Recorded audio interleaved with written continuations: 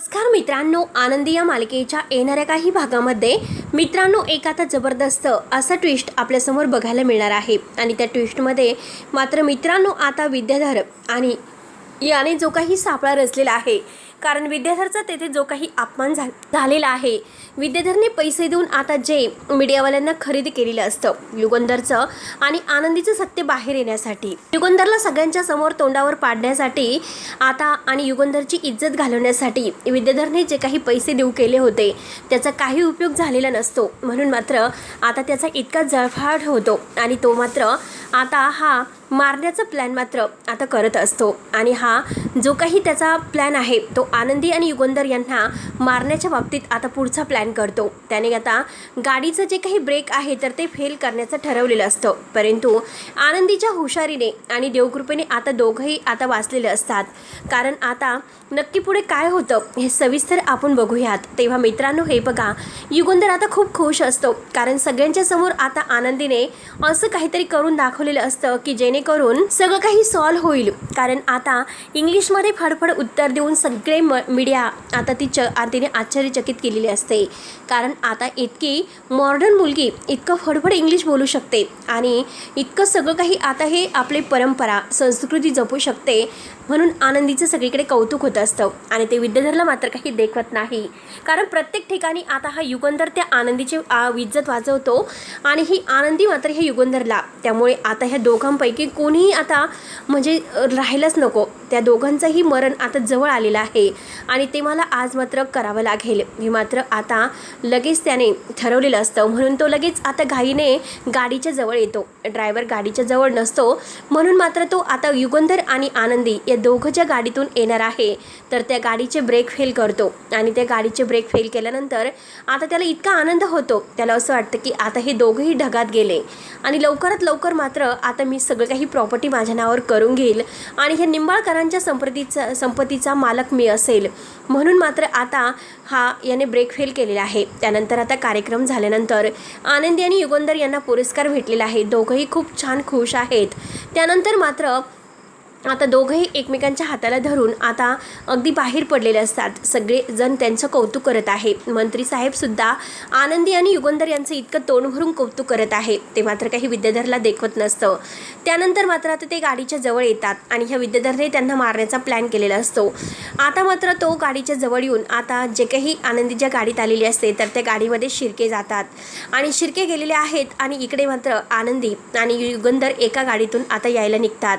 परंतु आता याने ब्रेक फेल केल्यामुळे आता मात्र आता हे दोघं आहे तर त्यांची गाडी आता येतच असते. दोघंही एकमेकांबरोबर छान गप्पा करत असतो. आता युगंधर आनंदीचं फार कौतुक करत आहे. आनंदी, तू इतकं छान सगळं काही केलं त्यामुळे मला खरंच खूप भारी वाटतं. आणि आनंदी, मला माहिती नव्हतं की तुला इतकं इंग्लिश बोलता येतं. तेव्हा आनंदी म्हणते की मालक साहेब, अहो तुमच्यासारखा देवमाणूस माझ्या पाठीशी असताना आता हे सगळं करणं किती सोपं आहे. कारण तुम्ही जर माझ्यासोबत माझी साथ देत असाल तर मात्र माझ्यासाठी काही करणं अवघड नाही. म्हणून मात्र युगंधर फारच आता खुश झालेला असतो. त्यानंतर मात्र आता जे काही हे याने ठरवलेलं असतं विद्याधरने, तर विद्याधर आता वाटच बघत असतो कधी युगंधर आणि हे आनंदी या दोघांच्या गाडीचा एक खूप मोठा अपघात होईल आणि त्यांचा अपघात होऊन मात्र दोघंही मरण पावतील, असं काहीतरी आपल्याला बातमी कानावर येईल असं त्याने ठरवलेलं असतं. म्हणून मात्र आता सगळं काही व्यवस्थित होत असताना आता जेव्हा दोघंही एकमेकांबरोबर गप्पा मारत असतात आणि तेवढ्यात मात्र आता गाडीचे ब्रेक काही लागत नसतात आणि गाडीचे ब्रेक लागत नाही. म्हणून आता ड्रायव्हर हा युगंधर म्हणतो की काय झालं, म्हणजे ब्रेक लागायला तरीसुद्धा मात्र आता युगंधरला काहीच कळत नसतं. युगंधर म्हणतो की हे कसं शक्य आहे, कारण आता इतकं सगळं होऊनसुद्धा मात्र गाडीचे ब्रेक काय झालं असेल, ह्या विद्याधरनेच नक्की काहीतरी खोडा घातला असेल. विद्याधर दिसतो तितका शहाणा आहे, कारण मी त्याला गाडीच्या जवळ आसपास फिरकताना बघितलं होतं. कारण त्याने जेव्हा आता मीडियाला पैसे देऊन हे सर्व करण्याचा प्रयत्न केला होता आणि त्यात म्हणजे आता हे सर्व केलं असेल, तेव्हा आनंदी खूप घाबरते. आनंदीला असं वाटतं की नक्की आता काय करावं काय नाही. परंतु आता युगंधर तिची साथ देतो. युगंधर म्हणतो की आनंदी हे बघ, तू काही काळजी करू नकोस, आता सगळं काही व्यवस्थित होईल. तेव्हा आता आनंदी म्हणते की मालक साहेब कसं व्यवस्थित होईल, कारण आता जे आहे तर ते मात्र आता कसं व्यवस्थित होणार आहे, गाडीचे ब्रेक फेल केल्यानंतर आता मला तर फार भीती वाटते कसं होईल. म्हणून आनंदी मात्र आता देवाला हात जोडत असते आणि देवाला हात जोडून देवाला म्हणते की हे बघ देवा, आता तुझंच वेळ आहे आम्हाला या संकटातून वाचवण्याची, तूच आमचा आता करता आणि करविता आहे, तुझ्या हातात आमचं आता हे भवितव्य आहे आणि आमचं मरण आहे. म्हणून आनंदीने आता देव कृपेने देवाला हात जोडलेले असतात. त्यानंतर मात्र आता गाडी एका झाडाला जाऊन अडकते, कारण गाडीला थोडंसं लागलेलं असतं. परंतु युगंधर आणि आता ही आनंदी आता हे दोघंही थोडेसे सुखरूप असतात. युगंधरच्या हाताला थोडंसं लागलेलं असतं. आनंदी आता अगदी काळजीनेच खाली म्हणजे बाहेर येते, तिला समजतं, कारण युगंधर जेव्हा हाताला लागलेला आहे तेव्हा जोरात आई ग असे ओरडतो आणि आनंदीला समजतं की नक्की आता हे सगळं झालेलं आहे. म्हणजे युगंधरला थोडंसं लागलेलं आहे, तिच्या हाताला थोडंसं रक्त लागतं. तेव्हा घाईने मात्र आता ती काळजीने युगंधरच्या जवळ येते आणि म्हणते की मालक साहेब तुम्ही ठीक तर आहात ना. आता मालक साहेब म्हणतो की मी ठीक आहे. आनंदी तुला काही झालं तर नाही ना. आनंदी म्हणते की नाही मी ठीक आहे. तेव्हा लगेच ती काळजीने आता मालक साहेबांच्या हाताला रुमाल बांधते आणि जे काही डोक्याला थोडंसं रक्त लागलेलं असतं आणि ते मात्र आता रक्त पुसत असते. ते प्रेमाने मात्र आता इतकी काळजी घेत असते. त्यानंतर आता हा विद्याधर इतका खुश असतो.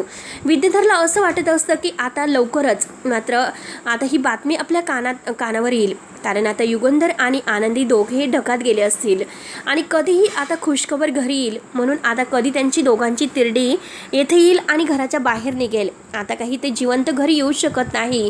म्हणून मात्र विद्याधर आता जोरजोराने हसत असतो. परंतु काही वेळाने मात्र आता युगंधरची गाडी घरी येते आणि तो दुसऱ्या गाडीने आलेला असतो. त्या गाडीचा अपघात झालेला असतो. युगंधरने फोन करून शिर्केंना बोलावून घेऊन शिर्केंच्या गाडीमध्ये ते घरी येतात आणि आता तेवढ्यात मात्र ह्या दोघांना थोडंसं लागलेलं असतं. ते पाहून माई आणि बापू तर खूप घाबरतात. काय झालं, त्यांना धक्काच बसलेला असतो. नक्की आता काय झालं असेल. आनंदी तू ठीक तर आहेत ना, युगंधर तू ठीक तर आहेत ना, म्हणून माई आणि बापू विचारत असतात. तेवढ्यात मात्र विद्याधरला तर धक्काच बसतो. त्याच्या पायाखालची जमीन सरकते, कारण इतकं सगळं करून सुद्धा हे सुखरूप कसे आलेत.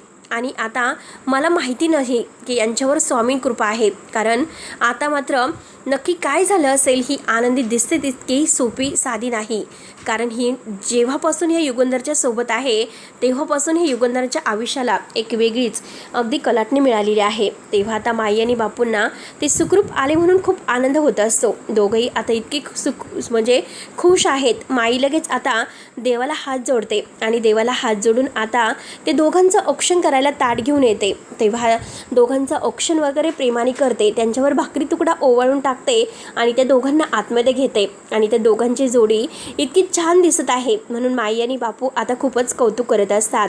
दोघांनाही इतकं छान वाटत असतं आणि आता युगंधर सुद्धा आनंदीवर खूपच खुश झालेला असतो. तेव्हा मात्र आता जे काही आता तो सर्व काही आहे तो आनंदीला म्हणतो की हे बघ आनंदी, या घरात मात्र आता जे काही करायचं आहे यापुढे मात्र ते सगळं तू करायचं आहे. जे आहे ते प्रत्येक गोष्ट तुला करायची आहे, कारण या घरात तू निंबाळकरांची सून आहे आणि निंबाळकरांची सून ह्या हक्काने नाताने मात्र आता तू हे सगळं करू शकते. त्यामुळे आजपासून तू ह्या घरची खरी लक्ष्मी आहेस.